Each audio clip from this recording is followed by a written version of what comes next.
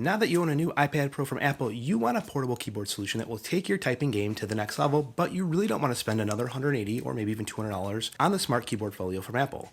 Well, you are in the right place because today I'm going to review the Slim Folio Pro from Logitech that works with both the 11-inch and the 12.9-inch iPad Pro. I am Mike, and this is Tech 24/7 TV. Hit like, hit subscribe, but whatever you do, do not peel that layer of polymer off the screen because you're going to void your warranty. Now, let's get started. What is going on, everyone? It is Mike, and today I'm reviewing the Slim Folio Pro from Logitech. This is the Bluetooth-enabled keyboard that was just released for the 2018 iPad Pro and carries a cost of $120 for the 11-inch version or $130 for the 12.9-inch version. Now, depending on the size of your iPad Pro, this is between $60 and $80 cheaper than Apple's Smart Folio keyboard, which, hey, really, that's a good deal. Now, as a reminder, links to all the products that I talk about today are going to be in the description below, and if you end up using a link to buy something, Amazon pays a small commission which doesn't cost you anything, and it absolutely helps the channel continue on with reviewing great products. Now, with that, if there is a product or accessory that you want to see in the future, just drop a comment below.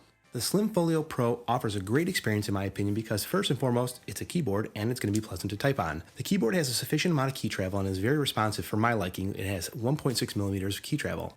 Now, this by no means is shallow like Apple's latest generation of butterfly keyboards, which are found on the MacBook Air and the MacBook Pro that have just under 1 millimeter of key travel, but it's not super clickety-clack like the mechanical keyboards that have 3 millimeters of key travel. Second, the keys on the Slim Folio are backlit and adjustable up to 3 levels of brightness using one of the keys that are dedicated on the top of the keyboard.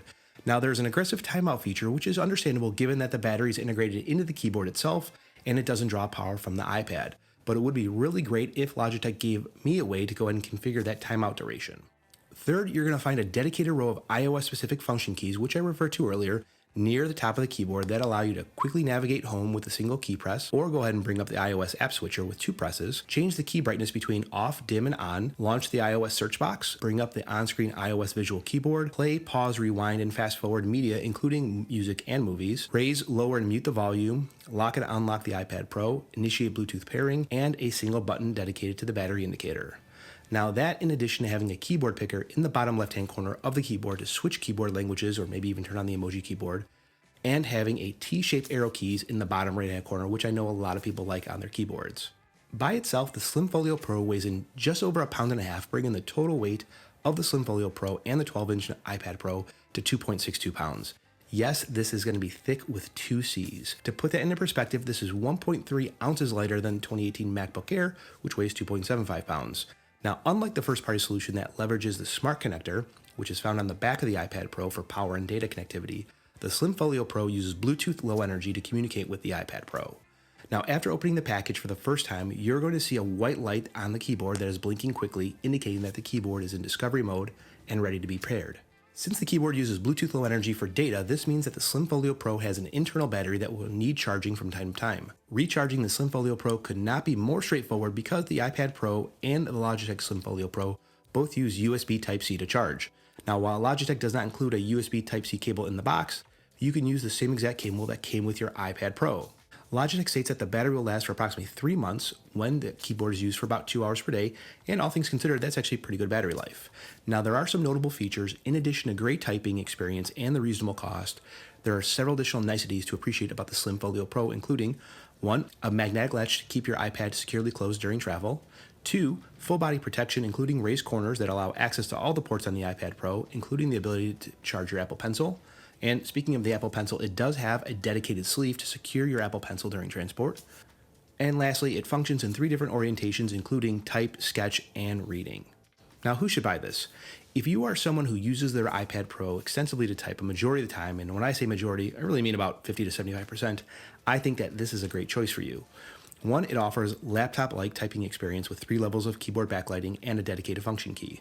Again, this is going to give you kind of the most laptop-like experience on the iPad. It protects your iPads from the bumps, scrapes, and dings that it's going to go ahead and get. It is great for media consumption with the dedicated keyboard volume and media controls. But for me, there are a few places where the Slim Folio Pro ends up failing, making it less than ideal for my type of usage. First, it's going to be the total weight of the iPad and the keyboard. I travel with a fairly chunky 13-inch work laptop in addition to carrying my 12.9-inch iPad Pro on a daily basis, meaning that my backpack is already heavy enough and I'm trying to lighten it as much as I can. On the days when I swapped in the Slim Folio Pro, it added too much heft to the total weight, making it really undesirable for me. Second, I'm using a USB-C hub which doesn't quite sit flush on the iPad Pro. Now, if you don't know about Hyperdrive for iPad Pro, this is an amazing little accessory that has become a staple in my accessory bag because it adds 1, a 4K HDMI output to mirror my screen to another monitor, 2, a 35mm headphone jack if you ever want to go old school and listen to headphones. There's an SD card reader, there's a micro SD card reader, there's one USB A3 port, and there's USB-C pass-through charging. Now let me know in the comments below if you'd like to see a review of this, but I digress.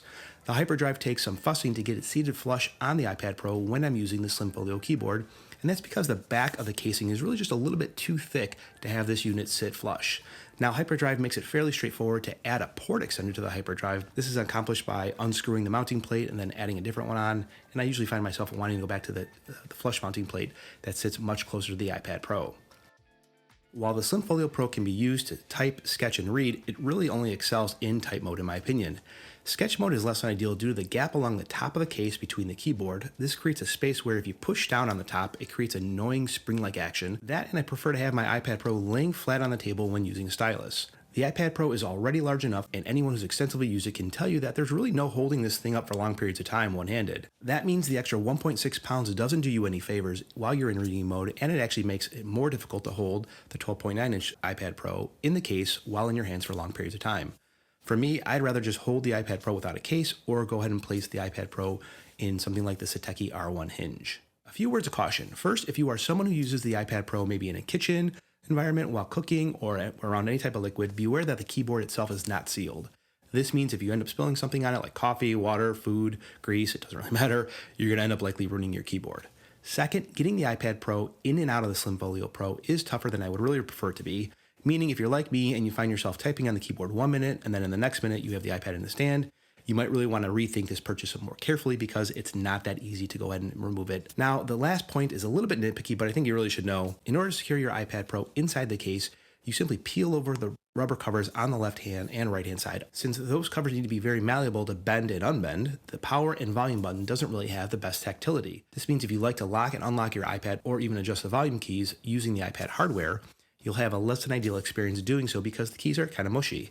Now, this really isn't a big deal because you can do both of those things with the Logitech keyboard, but it is worth noting.